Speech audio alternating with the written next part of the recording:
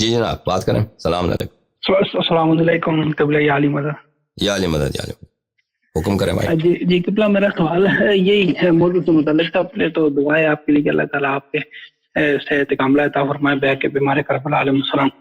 بہت مہربانی. دوسرا جی قبلہ سوال یہ ہے کہ دیکھیں یہ جس طرح یہ نا کہ ان کے یہ جو 3 اصول ہیں بیعت و وصیت و خلوہ، تو اس میں یہ مختلف پرانی آیات کے حوالے دیتے ہیں اور اس سے یہ ثابت کرتے ہیں سابقون والاولون والی آیت وغیرہ اس طرح.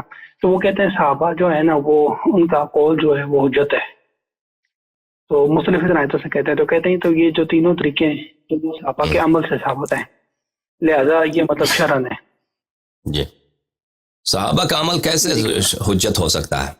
یہ بھائی صحابہ حجت صرف یعنی حجت شرعی دلیل ہو جس کی اتباع واجب ہو، یعنی وہ واقعاً صحیح ہو، اس کا ہو سکتا ہے جو معصوم ہے. صحابہ تو معصوم تو نہیں ہیں، ان سے غلطیاں ہو سکتی ہیں. خود رسول اللہ صلی اللہ علیہ وسلم کی اتنی احادیث ہیں کہ میرے بہت سارے صحابہ آئیں گے روز قیامت اور وہ جہنم جائیں گے، سیدھا جہنم جائیں گے اور حوض کوثر سے مجھ سے چھینے جائیں گے. تو اور صحابہ کی مذمت میں اتنے آیات ہیں قرآن مجید میں. فرمایا وَإِذَا رَأَوْا تِجَارَةً أَوْ لَهْوًا انفضوا إِلَيْهَا وَتَرَكُوكَ قَائِمًا. جب یہ لوگ رسول اللہ صلی اللہ علیہ وسلم خطبہ دے رہے ہیں اور جب ایک اذا رأوا اور یہ سنتے ہیں، ان کو سنائی دیتا ہے کہ مسجد کے باہر کیا آیا، کوئی تجارت آیا، کوئی سوداگر آیا، کوئی شخص آیا ہے وہاں پہ کوئی چیزیں بیچنے والا ہے نا. آپ کے پاکستان میں ریڑھی والا آ جاتا ہے، آواز لگاتا ہے، سبزی بیچنے والا، کھلونے بیچنے والا، کوئی کھلونے بیچنے والا آیا مسجد کے باہر نعرے لگا رہا ہے. او لہون، یا کوئی شخص آتا ہے جو وہاں پہ ڈانس کر رہا ہے، کوئی آ رہا ہے میوزک. آپ کے پاکستان میں ہے نا جو سڑکوں پہ ڈول بجاتے ہیں، گانا گاتے ہیں، لوگ اس کو پیسے دے دیں. وہ اس طرح مسجد کے باہر کوئی شخص آیا اس طرح کوئی ڈانس کر رہا ہے یا کوئی وہ سامان ریڑھی والا سامان، ترکو کا انفض، سب دوڑ کے جاتے ہیں. صحابہ سب دوڑ کے جاتے ہیں ان کو سننے، اور ترکو، اور آپ اکیلے مسجد میں، ایک خطیب رہ جاتا ہے بیچارہ مسجد میں. وہ خطیب بیچارہ کون ہے؟ وہ رسول اللہ صلی اللہ علیہ وسلم. جب قرآن مجید نے صحابہ کے یہ حال بتایا ہے کہ رسول اللہ ان کی بے ادبی کی یہ حالت ہے اور رسول اللہ صلی اللہ علیہ وسلم کی حد کے حرمت کی یہ حالت ہے کہ وہ خطبہ دے رہے ہیں اور مسجد کے باہر کون آیا؟ مسجد کے باہر کوئی شخص آیا، کوئی سامان بیچ رہا ہے یا کوئی شخص آ رہا ہے ڈانس کر رہا ہے. تو اس کی ڈانس میوزک سننے کے لیے صحابہ سب دوڑ پڑتے ہیں کہ وہ تماشا ہو جائے ہماری، اور رسول پاک صلی اللہ علیہ وسلم کڑے رہتے ہیں. تو جب ایسے لوگ ان کے عمل کیسے حجت ہو سکتی ہے؟ حجت تو صرف وہ ہے نا، حجت یعنی اس کا فعل واقعاً صحیح ہو، وہ ہے جو معصوم ہو. اگر معصوم نہیں ہے تو حجت کیسے ہو سکتی ہے؟ جب ان سے غلطیاں سرزد ہوئی ہیں تو وہ کیسے ان کے افعال حجت ہو سکتی ہیں؟ تو یہ لوگ، ان لوگوں نے اس کے بجائے کہ 12 امام کو مان لیں، 12 امام کو انہوں نے تسلیم تو نہیں کیا نا، ہزاروں کی تعداد میں ان لوگوں نے امام بنا دیا. جو بھی صحابی ہے وہ حجت ہے، جو بھی صحابی امام ہے بھائی. اس کے بجائے تم وہ جو واقعی امام ہے اس کو مان لیتے تو تمہیں اس ذلت کی ضرورت نہ پڑتی. بہت اللہ آپ کو سلامتی دے بھائی. اور حکم کرو. لیکن ایک سوال اس میں یہ بھی ہے نا، دو.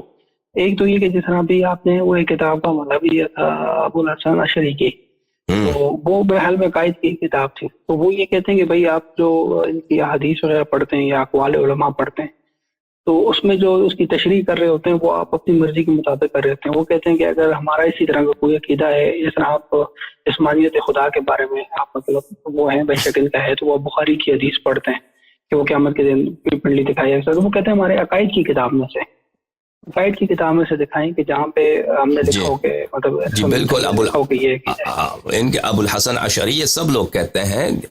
دیکھیں ان کے جسمانیت کے لحاظ سے ان کے عقائد مختلف ہیں. جیسے آپ کے اہل حدیث ہیں، اہل حدیث حضرات ہیں، یہ تو کلم کلا کہتے ہیں کہ اللہ کے ہاتھ ہے، اللہ کا پیر ہے، اللہ کا سر ہے، وہ تو سب کہتے ہیں، وہ کلم کلا کہتے ہیں. اچھا جو لیکن وہ ساتھ یہ لگاتے ہیں کہ وہ اس کے لائق، اور اللہ کا ہاتھ ہے لیکن وہ ہاتھ اس کے لائق ہے، لیکن ہاتھ ہے، یہی ہاتھ، جیسے اس کی شان ہے، تو وہ کہتا ہے ویسی ہے کہ جیسے اس کی شان جیسے اس کی شان ہے.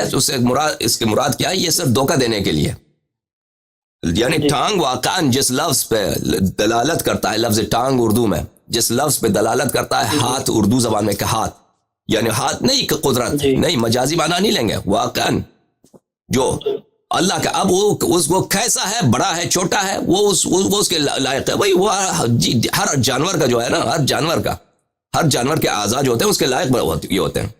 ہاتھی کا جو پیر ہے ہاتھی کے لائق ہے, ٹھیک ہے نا, اور جو گائے کا جو پیر ہے وہ گائے کے لائق ہے, ہاتھی کا سر ہاتھی کے لائق ہے, گدے کا سر گدے, وہ تو ہم بھی کہتے ہیں ہر چیز کا, وہ تو کوئی انوکھی بات نہیں کہ آپ کہتے ہیں اللہ کے لائق ہے. بھائی ہم بھی نہیں کہتے اس کے لائق کوئی اور چیز, لیکن بہرحال وہ ہاتھ مانتے ہیں, ٹانگ مانتے ہیں اللہ کے لیے.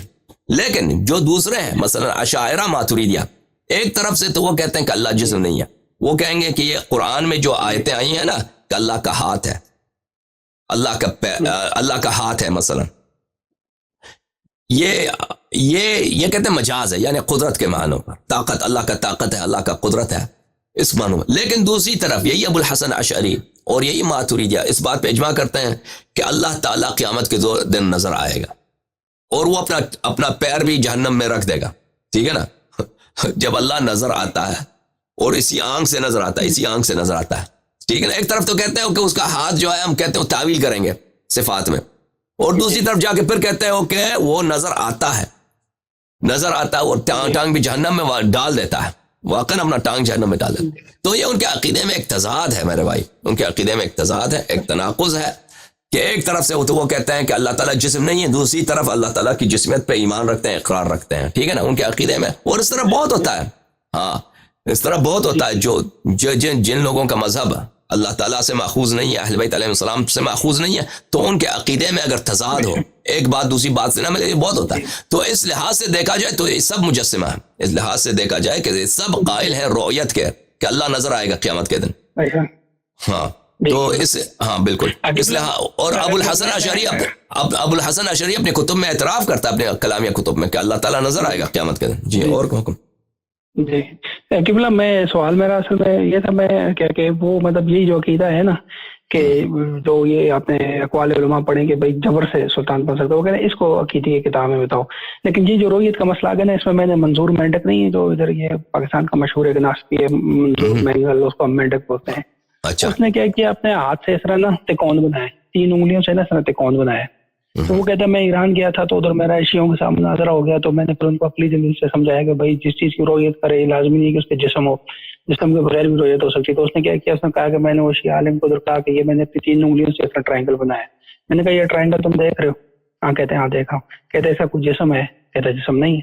تو کہتے بس خدا کا بھی یہی معاملہ ہے کہ اس نے اپنی 3 انگلیوں سے ٹرائنگل بنایا نا, کہتا اب یہ جسم نہیں ہے اس کا. نہیں دیکھیں, جو آنکھ سے نظر آتا ہے وہ تو جسم ہوتا ہے یا جسمانی ہوتا ہے نا, کسی جسم کا صفات ہوتا ہے. یہ بات اس کی صحیح ہے کہ ہر چیز جو نظر آتا ہے وہ جسم نہیں ہوتا. مثلا بہت ساری چیزیں نظر آتی ہیں جو جسم نہیں ہے, لیکن وہ ضرور جسم کے صفات میں سے ہوتی ہیں, جسمانی صفات میں سے ہوتی ہیں. مثلا آپ ریڈ کلر دیکھتے ہیں, ریڈ جو کلر ہے یہ کلر ہے, وہ کوئی چیز ریڈ ہوگی نا, کوئی چیز لال رنگ کی ہوگی, کپڑا لال ہوگا, دیوار لال ہوگا, کوئی چیز, لیکن ریڈ آپ کو ریڈ نظر آتا ہے. ریڈ بذات خود کوئی جسم نہیں ہے, لیکن وہ جسم کے صفات میں ہے. ایک چیز بڑا ہے, ایک چیز چھوٹا ہے. چیز یہ بڑائی, یہ نظر تو آتا ہے یہ بڑا یہ چھوٹا ہے, لیکن وہ کوئی چیز بڑا ہے. یہ بڑا چھوٹا یہ جسم کے صفات. اگر یہ کہتے ہیں اللہ جسم کے صفات ہیں اگر یہ کہتے ہیں کہ اللہ جسم کا صفت ہے, یا تو جسم ہے یا جسم کا صفت ہے, یہ تو اور ہی بری بات ہے, کیونکہ جو جسم کے صفات ہیں وہ تو جسم ہر لحاظ سے جسم کے محتاج ہیں, ہر لحاظ سے جسم کے محتاج ہیں. ہاں جسم کے محتاج, وہ تو بری طرح سے انہوں نے اللہ تعالیٰ کو جوہر بھی نہیں عرض بنا دیا, وہ اللہ تعالیٰ کو ایسا محتاج بنا دیا کہ وہ ہر لحاظ سے محتاج ہے ایک جسم کے, تاکہ وہ جسم ہو تو اللہ ہوگا, جسم نہیں ہوگا تو اللہ ہی نہیں ہوگا. ٹھیک ہے نا. اگر کوئی چیز جسم بھی نہیں ہے, جسمانی بھی نہیں ہے, یعنی جسم بھی نہیں ہے اور جسم کی صفت, وہ کیسے آنکھ سے نظر آتا ہے؟ وہ آنکھ سے نظر نہیں آئے گا. وہ آنکھ سے وہی چیز نظر آئے گا یا تو جسم ہو یا جسم کے صفات میں سے ہو, اس کے علاوہ کوئی چیز اگر نہ جسم ہے نہ جسمانی ہے تو نظر نہیں آئے گا. لیکن اگر نظر آتا ہے تو وہ یا جسم ہے یا جسمانی ہے. ٹھیک ہے نا. ہاں بہت مہربانی. یا علی مدد, یا علی مدد. آخری سوال, جی حضور. قبلہ سوال یہ تھا نا کہ جس طرح ابھی یہی ہے نا کہ ان کے آئے تو یہ بھی روایات اور ان کے علم کلام کی کتابوں میں بھی مل رہا ہے کہ بھائی جو جبر سے حکومت کرتے ہیں. لیکن ایک ان کے یہ بھی روایت تو مشہور ہے نا کہ نبی پاک صلی اللہ علیہ وسلم کے طرف منسوب کرتے ہیں کہ میرے بعد 23 سال تک مطلب خلافت ہوگی اور اس کے بعد پتہ نہیں امریت ہوگی, پتہ نہیں کیا. وہ کیا کہتے ہیں, مودودی نے بھی اپنے کتاب جو تھی اس کے مشہور امام نے اس کی کتاب کا کیا نام تھا, خلافت و ملوکیت, خلافت و ملوکیت میں بھی اس نے حوالہ دیا تھا کہ مطلب 23 سال تک خلافت ہے اور اس کے بعد جو امریت ہے. تو یہ ایک طرف تو اس طرح کے لے کے آتے ہیں کہ کوئی بھی وہ غلبہ کر لے تو وہ صحیح خلیفہ ہے, جو دوسری طرف سے اس طرح کی روایت, تو اس میں یہ کیا ہے کہ سمجھ نہیں آ رہی. یہ تو ایک طرح سے پیشن گوئی کیا ہے انہوں نے ان کے نزدیک 30 سال تک خلافت ہے, اس کے بعد ملوکیت ہے, اس کے ساتھ بادشاہت ہے, اس کے ساتھ یہ ایک پیش گوئی ہے, یہ کوئی شرعی حکم نہیں ہے, یہ کوئی طریقہ کار بھی نہیں ہے, یہ ایک پیش گوئی ہے کہ اس وقت خلافت کہلائے گا, اس کے بعد بادشاہت کہلائے گا. اور میں جب میرے عزیز میرے بھائی, جب میں ابھی انشاءاللہ میرا نیت یہی ہے کہ آئندہ جا کر میں اس موضوع کو بہت اہم سمجھتا ہوں کہ ان کے احادیث کا میں تاریخ آپ کو بتاؤں گا اس طرح سے کہ کسی نے نہیں بتایا آپ کو, اور یہ سب علماء کے لیے, سب شیعہ اور غیر شیعہ علماء کے لیے, بالخصوص مخالفین کے لیے بہت لمحہ فکریہ ہوگا. میں دکھاؤں گا آپ کو تو پھر آپ کو واضح ہو جائے گا کہ ان جماعت کے احادیث پہ کوئی اعتبار ہے ہی نہیں, ہر لحاظ سے ان کے احادیث ساقط ہیں. اور جس طرح میں نے ابھی عرض کیا ہے, ابھی آپ کی خدمت میں عرض کیا ہے کہ ان کے نظریہ امامت کو دیکھیے, امامت کے دلائل کو اسٹڈی کرنے کا, امامت کے دلائل کو بیان کرنے کا فرصت ہی نہیں آئے گا. ان کا نظریہ امامت دیکھ لیجئے, پتہ چل جائے گا ان کا نظریہ امامت باطل ہے, وہ بدیع البطلان ہے. اسی طرح جب ہم آپ کو ان کا نظریہ حدیث بیان کریں گے, ان کا اصول حدیث بیان کریں گے, تو اس وقت آپ کو بالوضوح بیان پتہ چلے گا کہ یہ ہو ہی نہیں سکتا. یہ جو اپنے آپ کو اہل سنت کہلاتے ہیں, یہ حدیث, یہ سنت, اس پہ کوئی اعتبار نہیں ہے, یہ ہر لحاظ سے ساقط ہے, مگر وہ احادیث جو اہل بیت علیہ السلام کے احادیث سے موافق ہوں, جو شیعہ احادیث سے موافق ہوں, وہ احادیث صحیح ہیں, باقی سب ساقط ہیں. یہ انشاءاللہ میرا وعدہ ہے آپ سے کہ ابھی غدیر کے بحث کے بعد انشاءاللہ تبارک و تعالی اس کا آغاز کریں گے انشاءاللہ. بہت مہربانی آپ کی عالی مدد. جی آخری ایک سوال اگر اجازت ہے. جی یہ سر ماتم کے لحاظ سے مطلب یہ مطلب وہ تھا نا کہ مطلب دیکھیں میں 10 محرم کے جلوس میں گیا تھا نا, تو وہاں پہ ہم ماتم کرتے ہیں, سیدھی کا ماتم کرتے ہیں, تو وہ روٹ جو تھا بہت لمبا روٹ تھا, تو مجھے میرے کمر میں بہت زیادہ درد ہوتا تھا, تو میں ہر مطلب 15-20 منٹ کے بعد تھوڑی دیر کے لیے بیٹھ جاتا تھا. پھر جب کرتے کرتے جلوس جو ہے نا آخری, یعنی جب آخری جہاں پہ اس کا اختتام تھا, اس سے تقریباً آدھا ایک گھنٹے کا بس جگہ رہ گئی تھی, تو میں وہاں سے انتہائی زیادہ تھک گیا تھا, میرے کمر میں اور گھٹنے میں بہت زیادہ درد ہو گیا, تو میں وہاں سے واپس آ گیا. تو اس پہ کوئی گناہ تو نہیں کہ میں نہیں کوئی بات نہیں, وہ تو کوئی حرج نہیں, کوئی حرج نہیں. جی علی مدد, خدا حافظ, خدا آپ کو عزت. بہرحال ماتم کرنا, ماتم میں جو رہنا, اس میں ثواب بہت ہے, آپ اس سے نکل جائیں. جسم میں درد ہے اس میں گناہ نہیں ہے, بس اس ثواب سے آپ محروم رہ گئے ہو, باقی اس میں گناہ نہیں ہے. السلام علیکم. السلام علیکم. جی جناب بات کریں بھائی. جی بھائی چلو بات یہ ہے کہ 2 چیزیں میں آپ سے بس پوچھنا چاہتا ہوں بہت جلدی سے. پہلی چیز ہے کہ خلافت اور ملوکیت مودودی ایک عالم گزرا, اس نے لکھی ہے. ہاں میں نے پڑھا ہوتا. جی سر, تو آپ اس چیز کو ڈیفائن کریں کہ خلافت اور ملوکیت, حالانکہ یہ اتنا اب موضوع بنتا نہیں ہے. خلافت میرے خیال سے نہیں, آپ کی بات سننے کے بعد کہ میرے خیال سے خلافت اور ملوکیت کا مسئلہ تو ابو بکر سے شروع ہونا چاہیے, نہ کہ امیر معاویہ سے. تو اس کا ڈیفائن کریں پلیز. دوسرا تھوڑا سا ریلیونٹ ہے لیکن ریلیونٹ ہو جائے گا. ایک غلام احمد پرویز ہے, یہ 1985 میں فوت ہوا ہے. اس نے ترجمہ کیا, آپ نے اس کی ویڈیوز دیکھ سکتے ہیں یوٹیوب پہ. اور انجینئر مرزا محمد علی پرابلم نہیں ہے.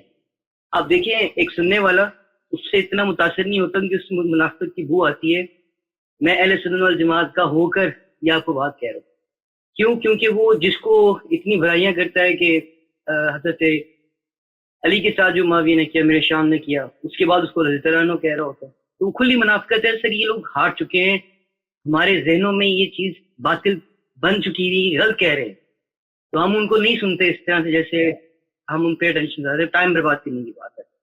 اب دوسری جو پرابلم ہے نا سر, وہ یہ غلام احمد پرویز ہے. اور اس شخص نے جب قرآن مجید کا جس نے ترجمہ کیا, اہل سنت جماعت کی غلطیوں کو جانتے ہوئے کیا, یہ ہار گئے ہیں. اس نے حدیث کو دیکھا, حدیث میں دیکھا کہ بھائی یہ تو اس قابل ہی نہیں کہ میں اس کو دفاع کر سکوں. بہت ذہین آدمی تھا غلام احمد پرویز. اچھا, اس نے فوراً پلٹی کھائی اور سر سید احمد خان گزرے جو, اس کی اس نے پالیسی اپنا لی کہ عام حرام ہے مسلمانوں کے لیے, تو کیونکہ رسول اللہ صلی اللہ علیہ وسلم کی سنت میں نہیں. تو وہ اس راستے پہ چلے گئے اور لوگ اس سے متاثر ہوتے ہیں. حضرت لوگ ان حدیثوں کو کوئی معنی نہیں رکھتے جنہوں نے بنائی ہیں, کیونکہ اس میں سمجھ ہی نہیں آتی ہے ایک عقل مند شعوری آدمی کو. اور آج کل کا ہر انسان یوٹیوب دیکھنے والا عالم ہے, مجھے کہنے دیجئے, کیونکہ وہ آپ نے دیکھیے ایک عام عالم جو ہے پتہ نہیں کتنی 100 کتابیں پڑھتا ہے. ہم 1000 عالموں کو سنتے ہیں اور ایک ویڈیو, ماشاءاللہ آپ کی ایک ویڈیو 4-5 گھنٹے کی ہے, میرے تو رونٹے کھڑے ہو گئے یار. ایسے عالم کہاں چھپے ہوئے تھے.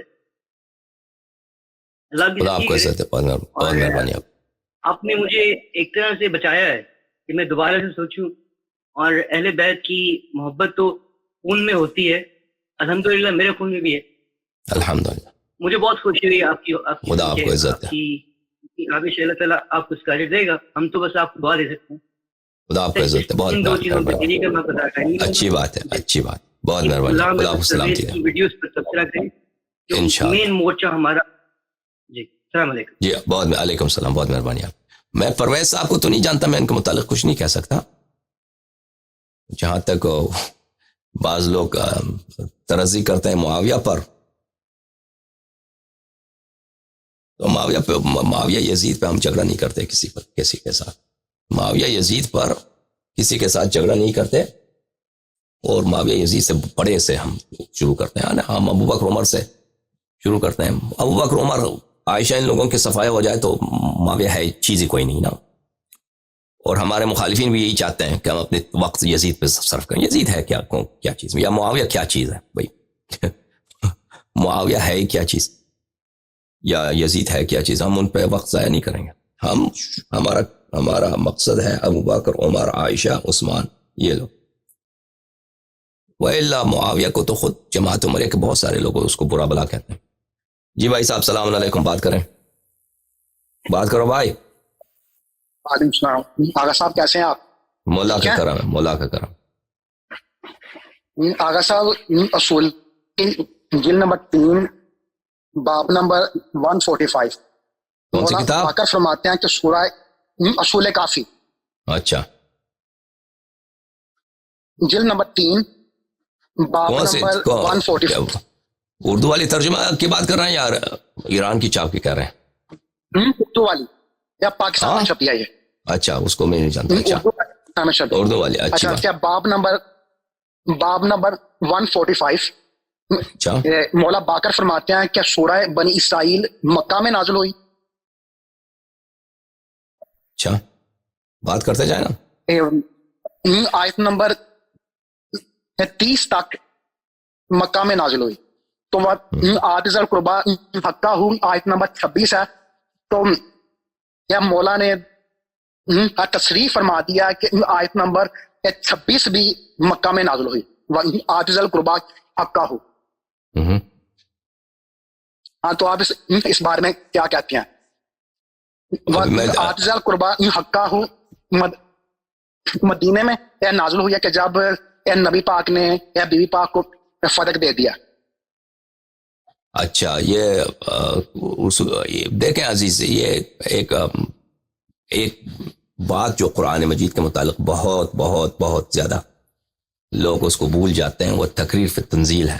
التقریر فی التنزیل کہ ایک آیا ایک دفعہ سے زیادہ بھی نازل ہو سکتی ہے. ٹھیک ہے نا, ابھی میں نے روایت تو نہیں دیکھی, آپ جو کہہ رہے ہیں وہ مجھے دیکھنا ہوگا, جس کا آپ حوالہ دے رہے ہیں, کیونکہ وہ اردو والی چھاپی والی کتاب میرے پاس نہیں ہے. میرے پاس تو ایران کی چھپی ہے. کر دیا میں نے آپ کو. ہاں واٹس ایپ کر دیا, واٹس ایپ کر دیا میں نے. تو وہ اس کا مجھے کیا جواب چاہیے؟ میری عمری کے ساتھ مناظرہ ہو رہا میرا, مناظرے میں اس نے یہ سینڈ کیا مجھے. اچھی بات ہے. عمری حضرات جو اکثر سینڈ کرتے ہیں وہ جھوٹ بھی ہوتے ہیں, اس کو آپ خیال سے رکھیے. ابھی میں اس کا جواب دیتا ہوں, آن لائن جواب دے دوں گا, آپ سن لیجیے. اچھا میں دیکھتا ہوں آپ کو, ٹھیک ہے نا, جواب دیتے ہیں. یا علی مدد, خدا. ٹھیک ہے سر, اوکے, اللہ خدا. ملاحظہ فرمائیے عزیزو, یہ مجموعۃ الفتاوی ہے شیخ الالحاد ابن تیمیہ کا, الجزء 13. یہاں پہ صفحہ نمبر 182 میں وہ فرماتے ہیں,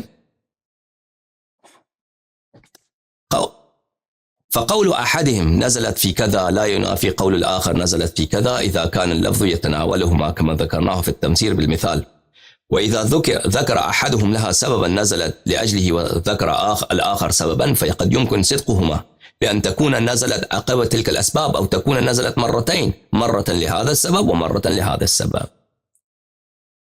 ان کے امام ابن تیمیہ خود کہتے ہیں کہ ایک آیت ایک مرتبہ دو مختلف مقامات پہ نازل ہو سکتی ہے. اگر ایک حدیث میں ہے کہ فلاں مقام پہ اس شان میں شان نزول یہ ہے، دوسرا حدیث یہ ہے کہ شان نزول وہ ہے دوسری جگہ ہے، تو یہ دونوں صحیح ہو سکتی ہیں، کیونکہ یہ ہو سکتا ہے کہ ایک آیت دو مرتبہ نازل ہوا ہو. ٹھیک ہے نا، ایک آیت دو مرتبہ.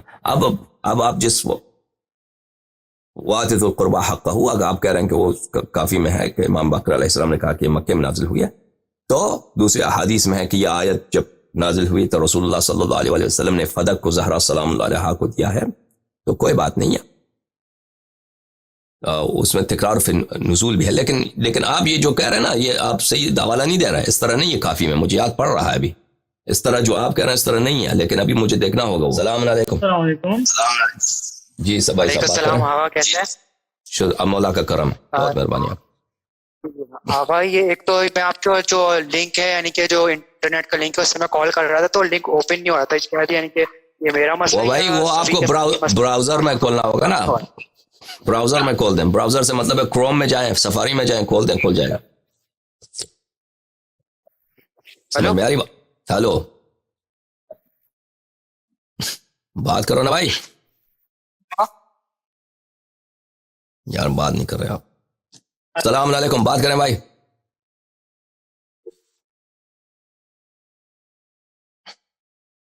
السلام علیکم، بات کریں بھائی صاحب. کیسے ہیں؟ خیریت سے آپ؟ ٹھیک ہے. کہاں سے فون کر رہے ہیں؟ میں کینیڈا سے فون کر رہا ہوں. کینیڈا. ایک فقی سوال ہے، 2-3 منٹ لگیں گے اگر آپ اجازت دیں. جی حکم. جی میں مدرسے میں بھی میں نے 5 سال پڑھا ہے، اور پچھلے دن میں تحقیق کر رہا تھا کہ جو ہمارا وضو ہے جو ہمارے قدمات ہے کلینی صدوق، انہوں نے روایات نقل کی ہیں کہ وضو ایک دفعہ ہے، یعنی جو دھونا ہے، اور دوسری دفعہ اس بات کے لیے ہے. بھائی یہ موضوع نہیں ہمارا، موضوع سے متعلق سوال کرو. وضو کے متعلق ہم یہاں پہ بات نہیں ہو رہی. ٹھیک ہے نا؟ ٹھیک ہے، کوئی مسئلہ. بہت شکریہ.